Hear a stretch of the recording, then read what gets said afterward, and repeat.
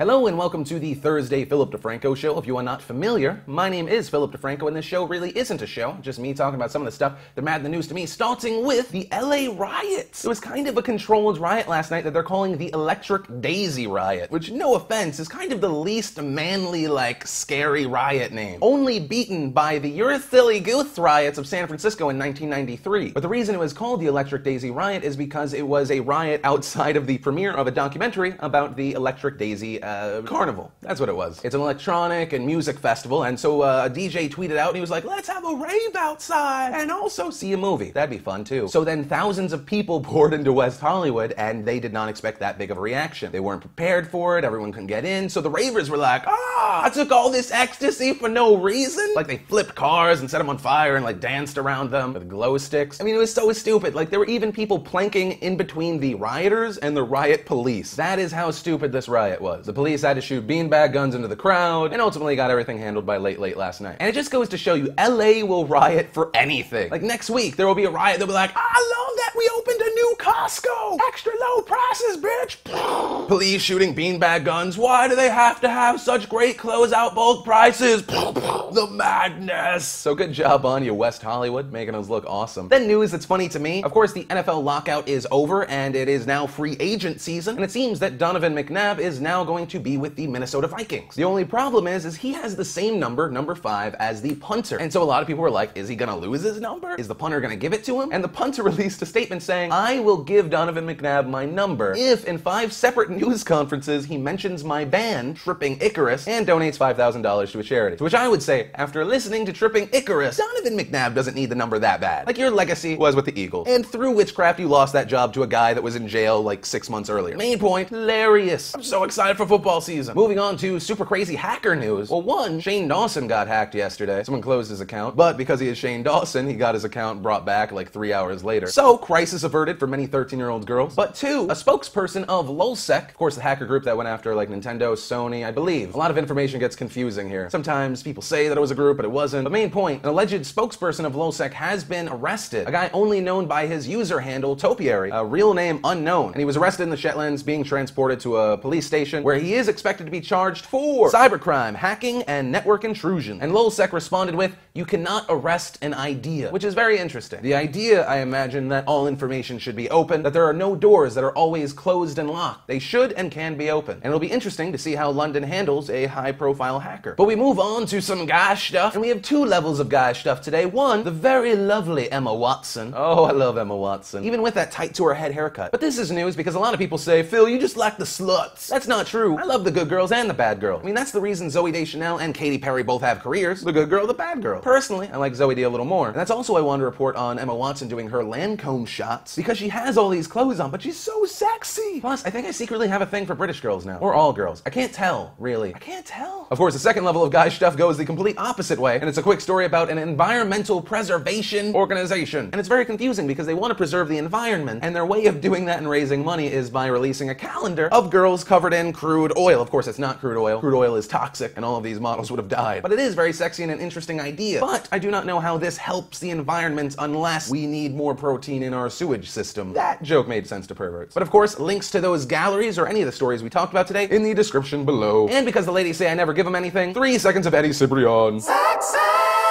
Since apparently I'm not enough. But we move on to our final story of the day, which is about our BAMF of the day. What? Our final story is a good thing? I know. I was surprised as well. And our BAMF of the day is a guy by the name of Ramiro Vallejo. Ramrod, which is what I'm now going to call him, was walking through the Silver Falls State Park with his wife and his child, his little 3-year-old boy. And then something terrifying happened. His 3-year-old son tripped, started falling down and sliding down a 177-foot hill-type cliff. The bottom of it being a pool right underneath a waterfall. Not the best place for a 3-year-old. So Ramrod doesn't even think about his intense fear of heights. Jumps over the railing, slides down this hill, just on his back, like that scene in Transformers 3, except there are no robots as far as we know. And about 80 feet down, he catches his son and is able to stop, essentially saving his son's life. And if you think, oh, well, how scary could it have been? These are the slopes. That kid would have slammed into those rocks at the bottom. And so I wanted to end this Thursday on a good story, because we talk a lot about the bad stuff in the world. And so today I wanted to show you that there is good. There are parents that care about their kids. kids, and those kids won't grow up and kill them, and that deep down, instinctually, most people are very good, caring people. Oh, it's a story with heart. Ah, shut up. Of course, that's most everything that mattered to me this Thursday. For those of you at VidCon, I actually just left with editor Maddie,